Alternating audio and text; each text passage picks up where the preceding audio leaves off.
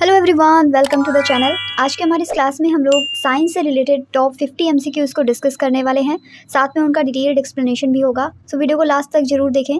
Start करते हैं। Lactometer जो है, इससे दूध का सापेक्षिक घनत्व या शुद्धता मापन की जाती है। हाइड्रोमीटर तरल पदार्थों का सापेक्षिक घनत्व नापने के लिए। हाइग्रोमीटर जो है, इससे हवा की आर्द्रता नापते हैं। मैनोमीटर का यूज़ किया जाता है गैसों का दाब मापने के लिए।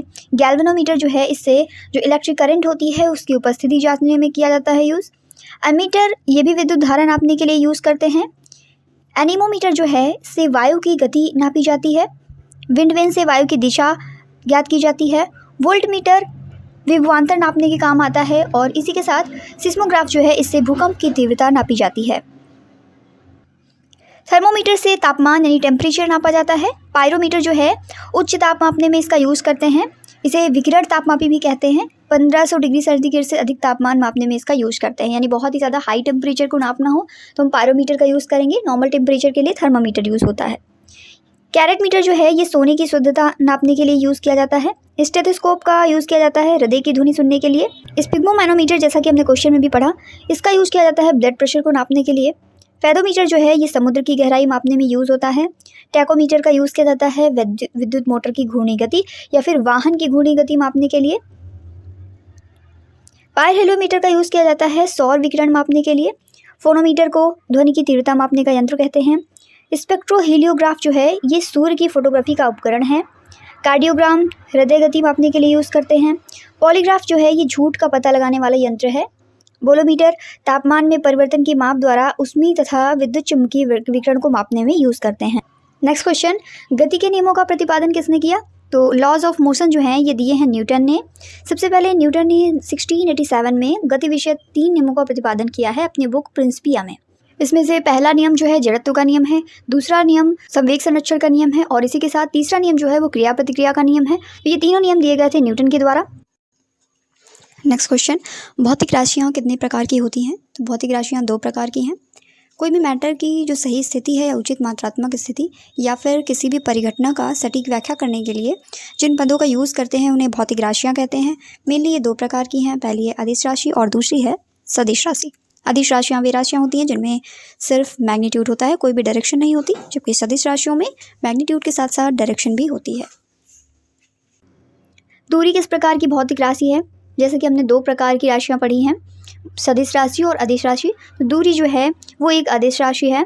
अदिश राशि यानी स्केलर क्वांटिटीज़ की अगर बात करें तो ऐसी भौतिक राशियाँ जिन्हें व्यक्त करने के लिए केवल मैग्नीट्यूड, केवल परिमाण की आवश्यकता होती है, ऐसी राशियाँ अदिश राशियाँ कहलाती हैं।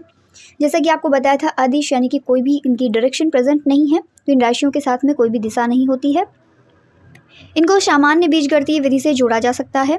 ये जोड़ के त्रिभुज नियम का पालन नहीं करती हैं। जैसे कुछ अदिश राशियों के एग्जाम्पल हैं, जैसे द्रव्यमान है, दूरी है, चाल, आयतन, कार्य, शक्ति, इनकी कोई दिशा नहीं होती। जबकि अगर बल की बात करें तो बल किसी न किसी दिशा में लगता है, वो एक सदिश राशि है। विस्थापन किस प्रकार की भौतिक राशि है? तो विस्थापन जो है ये भी एक सदिश राशि है।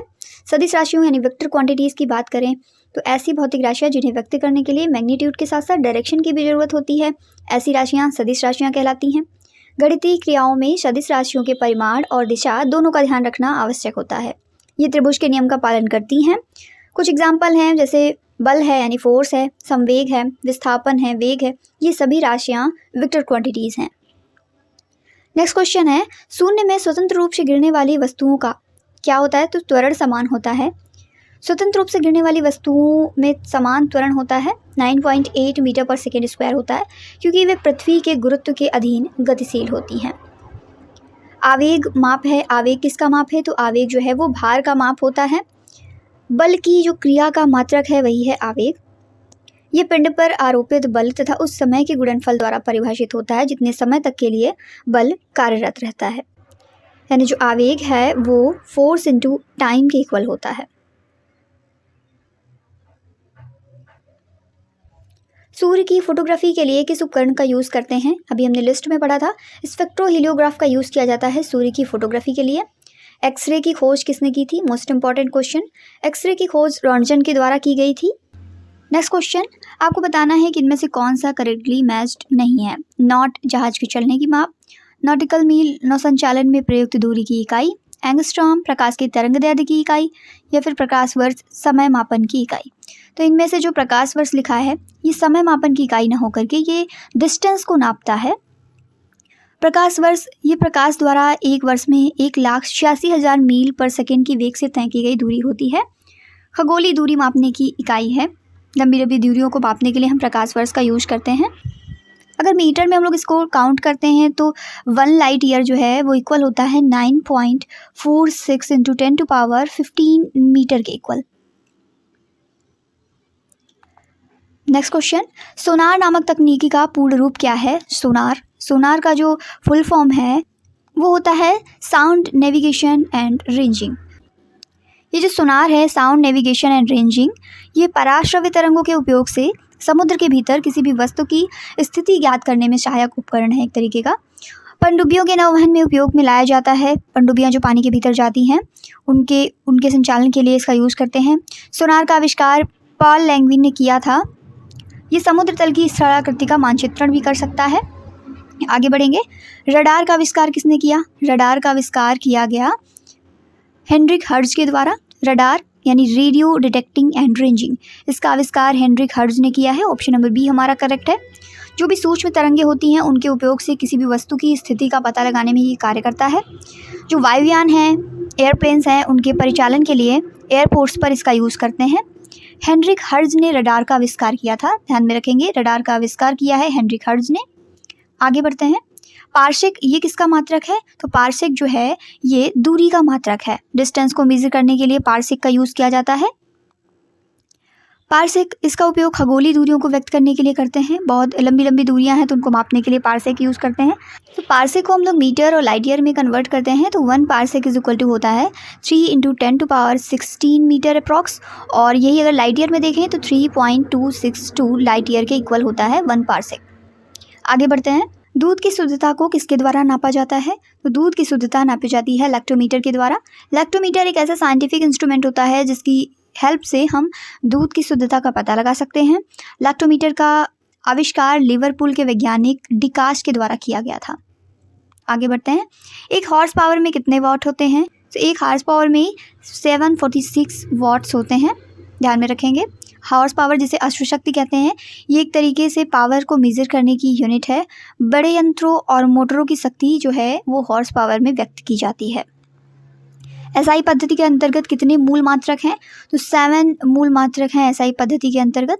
इनकी लिस्ट है आपके सामने। लेंथ है जिसे मीटर में नापते हैं, द्रव्यमान है जिसे किलोग्राम में मापते हैं, समय जिसे सेकंड में मेज़र किया जाता है, विद्युत धारा यानी इलेक्ट्रिक करंट इसे एम्पियर में नापते हैं, तापमान यानी टेम्परेचर इसे केल्विन में नापा जाता है। एसआई मात्रक सारे दिए हुए हैं आपको यहाँ पर। ज्योति तीव्रता इसे कैंडेला में व्यक्त करते हैं। पदार्थ की मात्रा ये मोल में व्यक्त की जाती है। तो ये सभी भौतिक राशियाँ हैं, ये 7 मूल मात्रक हैं यानी कि बेसिक यूनिट्स हैं। अशुद्ध कपूर को किसके द्वारा शुद्ध कर सकते हैं? तो ऊर्ध्वपातन की क्रिया है जिसके द्वारा अशुद्ध कपूर को शुद्ध किया जा सकता है, जिसे सब्लिमेशन कहते हैं। ऐसे मिश्रण जिसमें ऊर्ध्वपातित हो सकने वाले अवयव और ऊर्ध्वपातित न हो सकने वाले अवयव मिले हों, उनको पृथक करने के लिए ऊर्ध्वपातन विधि का यूज़ कर सकते हैं। सब्लिमेशन की प्रोसेस हम लोग जानते हैं कि कोई भी सॉलिड मटेरियल लिक्विड में कन्वर्ट हुए बिना डायरेक्टली अगर गैस में कन्वर्ट हो जाता है तो इसे सब्लिमेशन कहा जाता है। तो अगर कोई भी इम्प्योर कपूर है तो उसको प्योर करने के लिए हम सब्लिमेशन प्रोसेस का यूज़ कर सकते हैं। आगे बढ़ेंगे, निम्न द्रवों में से कौन ऊष्मा का बहुत अच्छा चालक है? तो इनमें से ऊष्मा का बहुत अच्छा चालक है पारा। इसके अलावा में पानी उतना अच्छा नहीं, ईथर भी नहीं है और बेंजीन भी नहीं है। ऑप्शन नंबर सी हमारा करेक्ट है। नेक्स्ट क्वेश्चन, मामूली कट जाने पर फिटकरी जो है ये रक्तस्राव को रोक देती है, इसका रीज़न क्या है? तो इसका रीज़न है फिटकरी में स्कंदन का गुण पाया जाता है। क्रोमेटोग्राफी की तकनीकी का प्रयोग होता है। क्रोमेटोग्राफी जो है ये एक मिश्रण से पदार्थों को अलग करने के लिए यूज़ किया जाता है। क्रोमेटोग्राफी को यहाँ पर डिस्कस करते हैं। इस विधि का उपयोग उन विलेय पदार्थों को पृथक करने में होता है जो एक ही प्रकार के विलायक में घुले होते हैं। जैसे जो प्राकृतिक रंगों के पिगमेंट पृथक करने में इसका यूज़ करते हैं। डाई में जो कलर होते हैं उनको अलग करने के लिए यूज़ किया जाता है। हमारा जो ब्लड है उसमें से कोई अगर नशीला ड्रग मिला हुआ है तो उसको अलग करने के लिए क्रोमेटोग्राफी का यूज़ करते हैं। आयोडीन और पोटेशियम क्लोराइड के मिश्रण से आयोडीन को किस विधि से अलग कर सकते हैं? तो आयोडीन को भी सब्लिमेशन के द्वारा यानी ऊर्ध्वपातन के द्वारा अलग किया जा सकता है। मिल्क है ये क्या है, तो मिल्क एक तरीके का पायस होता है। पायस जो होते हैं वो 2 या 2 से अधिक अमिश्रणीय तरल पदार्थों का मिश्रण होता है। इसमें एक तरल दूसरे तरल में फैल जाता है, कभी भी मिलता नहीं है। इसके कुछ एग्जाम्पल हैं जैसे मक्खन और मार्जरीन, दूध और क्रीम, मायोनेज़, पेंट, लोशन और अंडे की जर्दी, ये सभी इमल्सन के एग्जाम्पल हैं। अल्कोहल जल मिश्रण से जल को किस विधि से अलग कर सकते हैं, तो जल को अलग कर सकते हैं आशवन के द्वारा। यानी एक मिक्सचर में अगर 2 तरीके के अवयव हैं और अगर इनको उबाला जाए तो ये बिना विघटित हुए उबलते हैं। तो ऐसे जो घटक हैं उनका जो बॉइलिंग पॉइंट है उसके बीच में बहुत ज़्यादा अंतराल होता है, तो इनको अलग करते हैं डिस्टिलेशन की प्रोसेस के द्वारा। एग्जाम्पल के लिए जैसे एसीटोन और वाटर का मिक्सचर, अल्कोहल एंड वाटर का मिक्सचर, इन सभी को डिस्टिलेशन प्रोसेस के थ्रू अलग किया जाता है। कौन सा परमाणु का भाग नहीं है, तो परमाणु में 3 चीज़ें होती हैं, इलेक्ट्रॉन, प्रोटॉन और न्यूट्रॉन। ये जो फोटोन है ये परमाणु का भाग नहीं है। फोटोन एक तरीके के एनर्जी पैकेट्स हैं जो सन से हमारी ओर आते हैं। अब एटम का स्ट्रक्चर देख सकते हैं, इसमें जो रेड एंड ब्लू हैं जो कि न्यूक्लियस में प्रेजेंट है, ये प्रोटॉन एंड न्यूट्रॉन हैं। इसके अलावा में जो ग्रीन कलर से शो हो रहे हैं ये इलेक्ट्रॉन्स हैं जो कि सेल्स में चक्कर लगाते रहते हैं। एटम क्या होता है, सभी द्रव्यों की रचनात्मक इकाई को एटम कहते हैं। ये बहुत ही छोटे छोटे कण होते हैं। किसी तत्व के सभी एटम्स जो हैं वो समान होते हैं और डिफरेंट तत्व के जो एटम्स हैं वो डिफरेंट होते हैं। जैसे अगर एक ही तरीके का मटेरियल है तो उसके सभी एटम्स एक जैसे होंगे। इसके अलावा में अगर डिफरेंट मटेरियल्स के एटम्स को रखा जाए तो वो डिस्टिंग्विश होते हैं। ज़्यादातर जो तत्व हैं उनके परमाणु स्वतंत्र रूप से अस्तित्व में नहीं रहता है, यानी कि मोस्टली हम लोग जितने भी एटम्स को देखते हैं वो कंबाइंड फॉर्म में होते हैं, तभी एक मैटर बनाते हैं। अगर हम कहेंगे कि किसी भी मैटर का एक एटम फ्रीली रह सकता है तो ऐसा पॉसिबल नहीं है। मोस्टली ये अणु या आयन बनाते हैं। जो एटम्स हैं वो जुड़ करके या तो मॉलिक्यूल्स बनाएंगे या फिर आयन का निर्माण करेंगे। अणु या आयन अत्यधिक संख्या में पुंजित होकर द्रव्य बनाते हैं। कुल मिला के कहने का मतलब यह है कि अगर छोटे छोटे से जो एटम्स हैं वो मिल करके एक मॉलिक्यूल बनाते हैं और इसी तरीके से छोटे छोटे मॉलिक्यूल्स जो हैं, छोटे छोटे मॉलिक्यूल्स ये मिल करके पूरा मैटर का निर्माण करते हैं। नेक्स्ट क्वेश्चन, पुरानी किताबों का कागज़ भूरा किस कारण होता है। पुरानी किताबें जो हैं उनका कागज़ भूरा हो जाता है सेलुलोज के ऑक्सीकरण की वजह से। ऑक्सीडेशन क्या है, तो ऑक्सीडेशन किसी पदार्थ द्वारा ऑक्सीजन या अन्य वैद्युत ऋणात्मक तत्व ग्रहण करने अथवा हाइड्रोजन या फिर अन्य वैद्युत धनात्मक तत्व त्यागने की प्रक्रिया जो है वो ऑक्सीडेशन कहलाती है। ऑप्शन नंबर डी हमारा करेक्ट है। सेलुलोज के ऑक्सीकरण की वजह से जो पुरानी किताबें हैं उनका कागज़ भूरा हो जाता है। परमाणु नाभिक ये किसने खोजा था, ये जो न्यूक्लियस होता है इसकी खोज की थी रदरफोर्ड ने। गोल्डन फॉइल पर इन्होंने अल्फा कणों की बमबारी कराई थी, उसकी वजह से न्यूक्लियस की खोज हुई थी। तो न्यूक्लियस की खोज किसने की थी, रदरफोर्ड ने। न्यूक्लियस की बात करते हैं। न्यूक्लियाई क्या होता है, नाभिक। प्रत्येक परमाणु में इसके सभी प्रोटॉन और न्यूट्रॉन अत्यधिक घनीभूत एवं सूक्ष्म क्षेत्र में स्थित रहते हैं, जिसे परमाणु का नाभिक कहते हैं। जैसे हमने देखा था जो नाभिक है, न्यूक्लियस है, इसमें प्रोटॉन और न्यूट्रॉन दोनों प्रेजेंट होते हैं। इसके अलावा जो इसकी सेल्स होती हैं उनमें इलेक्ट्रॉन्स चक्कर लगाते रहते हैं। नाभिक की खोज की थी रदरफोर्ड ने अपने प्रकीर्णन प्रयोग में। नाभिक में उपस्थित जो मूल कण हैं वो प्रोटॉन और न्यूट्रॉन है। प्रोटॉन प्लस न्यूट्रॉन, इनको कॉमनली न्यूक्लियॉन कहा जाता है। निम्न में से कौन सी एक प्रकार की मछली है, तो इनमें से ऑप्शन नंबर सी हमारा करेक्ट है। अश्वमीन जो है वो एक प्रकार की मछली है। कॉकरोच जल में जीवित नहीं रह सकता क्योंकि उसका श्वसन अंग क्या होता है। कॉकरोच जल में इसलिए जीवित नहीं रहता क्योंकि वातक यानी ट्रैकिया उसका श्वसन अंग होते हैं। सबसे बड़ा अकशेरुकी कौन है इनमें से, तो सिक्विड जो है ये सबसे बड़ा अकशेरुकी जीव है। सबसे बड़ा एक कोशिकीय जीव कौन सा है, ऑप्शन नंबर बी हमारा करेक्ट है। एसिटेबुलेरिया ये है यूनिसेलुलर जीव। एसिटेबुलेरिया ये सबसे बड़ा एक कोशिकीय जीव है। ये हरे शैवाल का वंशज होता है और आमतौर पर जो उपोष्णकटिबंधीय जल है वहाँ पर ये पाया जाता है।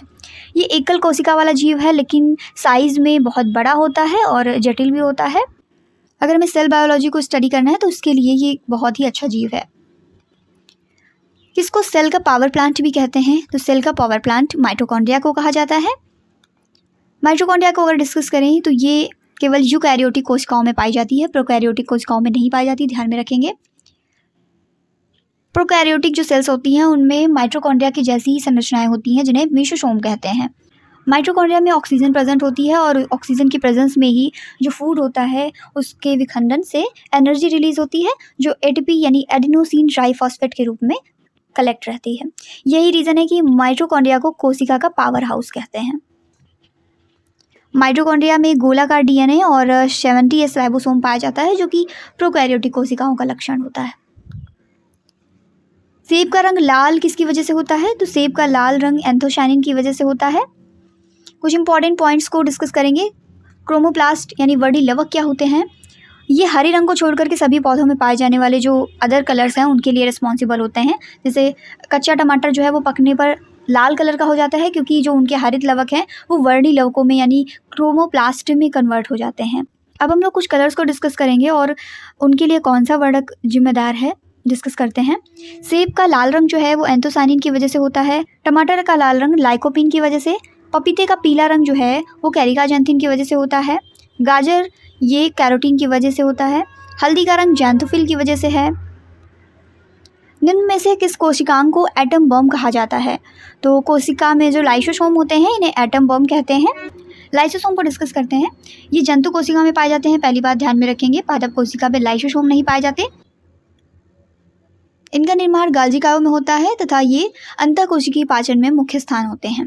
कभी कभी लाइसोसोम अपनी ही कोशिका का पाचन करके कोशिका को नष्ट कर देते हैं। इसी वजह से इन्हें सुसाइडल बैग यानी आत्महत्या की थैली भी कहा जाता है। माइटोकॉन्ड्रिया को ध्यान में रखेंगे, powerhouse of the cell कहते हैं, और जो लाइसोसोम है इन्हें सुसाइडल बैग कहते हैं या फिर डाइजेस्टिव बैग भी कहा जाता है इन्हें। सेलुलोज भित्ति ये किसके सेलों में पाई जाती है? तो सेलुलोज भित्ति जो है ये प्लांट सेल्स में पाई जाती है। कोशिका की खोज किसने की थी? तो सेल को डिस्कवर किया था रॉबर्ट हुक ने। 1665 में रॉबर्ट हुक ने एक साधारण आवर्धक उपकरण के तहत कॉर्क की स्लाइस देखी। उन्होंने कॉर्क स्लाइस में जो विभाजित बक्से या फिर कक्षों को देखा। ये डिब्बे छत्ते की तरह दिखाई दे रहे थे और उन्होंने ये भी देखा कि एक बॉक्स को दीवार या विभाजन द्वारा दूसरे से अलग किया गया है। कुछ इस तरीके से स्ट्रक्चर था, जैसे मधुमक्खी का छत्ता होता है, कुछ इस तरीके से इन्होंने स्ट्रक्चर देखा। हुक ने प्रत्येक बॉक्स के लिए कोशिका शब्द गढ़ा। हुक ने देखा कि कॉर्क में बक्से या कोशिकाएं वास्तव में मृत कोशिकाएं थी। नेक्स्ट क्वेश्चन, पेशीय ऊतक कितने प्रकार के होते हैं? तो ये 3 टाइप के होते हैं। स्केलेटल मसल है, कार्डियक मसल है और इसके अलावा में स्मूथ मसल्स हैं। मस्कुलर टिश्यूज़ के बारे में, प्रचालन तथा विभिन्न प्रकार के जो भी मूवमेंट हम लोग करते हैं उसके लिए जो पेशीय ऊतक की आवश्यकता होती है वो मस्कुलर टिश्यूज़ होते हैं। इस गतिशीलता और संकुचनशीलता में मायोसिन और एक्टिन नाम की संकुचनशील प्रोटीन इंपॉर्टेंट रोल प्ले करते हैं। पेशियाँ मानव शरीर का औसतन 40% से 50% तक भाग बनाती हैं। मानव शरीर में सबसे मजबूत मांसपेशी जबड़े की होती है। पेशी ऊतक मेनली 3 टाइप के होते हैं। पहले अरेखित या फिर अनैक्षिक, दूसरे होते हैं रेखित या फिर ऐक्षित, और तीसरे होते हैं कार्डियक जिन्हें हृदय पेशी भी कहते हैं। कोशिका के बारे में कौन सा सही नहीं है? तो दिए गए ऑप्शंस के अकॉर्डिंग ये जो लिखा हुआ है सभी देह ऊतकों में एक ही प्रकार की कोशिका विद्यमान है, ये सही नहीं है। इसके अलावा में बाकी तीनों ऑप्शन सही हैं, जैसे कोशिका के आकार और अमाप विशिष्ट कार्य से संबंधित होते हैं, सही बात है। कुछ कोशिकाओं के बदलते आकार होते हैं, सही है। प्रत्येक कोशिका में निष्पादन की अपनी क्षमता होती है, ये भी सही है। ऑप्शन नंबर डी हमारा करेक्ट हो जाएगा। कौन सी सबसे छोटी कोशिका है? तो सबसे छोटी कोशिका है माइकोप्लाज्मा। जीव द्रव्य जिसे प्रोटोप्लाज्म कहते हैं, इस शब्द को सर्वप्रथम किसने दिया था? तो ये पुरकिंजे के द्वारा दिया गया वर्ड है। जीव द्रव्य शब्द का प्रयोग सबसे पहले जर्मन वैज्ञानिक जे.ई. पुरकिंजे ने 1839 में दिया था। उन्होंने इसे कोशिका का द्रव भाग बताया था, यानी जो लिक्विड पोर्शन होता है कोशिका का, उसे ही जीव द्रव्य कहते हैं। जीव द्रव्य शब्द की उत्पत्ति हुई है लैटिन शब्द प्रोटोस से, जिसका मीन्स होता है प्रथम, और प्लाज्मा का अर्थ है एक चीज़ जो बनती है। जीव द्रव्य जीवन का भौतिक आधार है, ये किसने कहा था? तो ये कहा गया था हक्सले के द्वारा। पत्तियों को हरा रंग कौन देता है? पत्तियों का हरा रंग क्लोरोप्लास्ट की वजह से होता है। क्लोरोप्लास्ट जिसे हरित लवक भी कहते हैं, ये क्लोरोफिल की प्रेजेंस के कारण हरे रंग का होता है। और प्रकाश संश्लेषण की जो क्रिया होती है उसका ये मेन केंद्र है। प्रकाश संश्लेषण की जो प्रोसेस है यानी फोटोसिंथेसिस, ये सिर्फ प्लांट सेल्स में ही पाई जाती है। नेक्स्ट क्वेश्चन, कुनैन कहाँ से प्राप्त किया जाता है? तो कुनैन जो है ये सिनकोना की छाल से प्राप्त करते हैं। ऑप्शन नंबर ए हमारा करेक्ट हो जाएगा।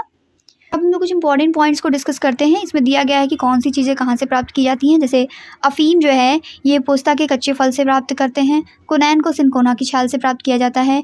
रेसरपीन जो है इसे राउएल्फिया की जड़ों से प्राप्त करते हैं। निकोटीन को तंबाकू की पत्तियों से प्राप्त किया जाता है। कैफीन कॉफ़ी के बीजों से प्राप्त करते हैं।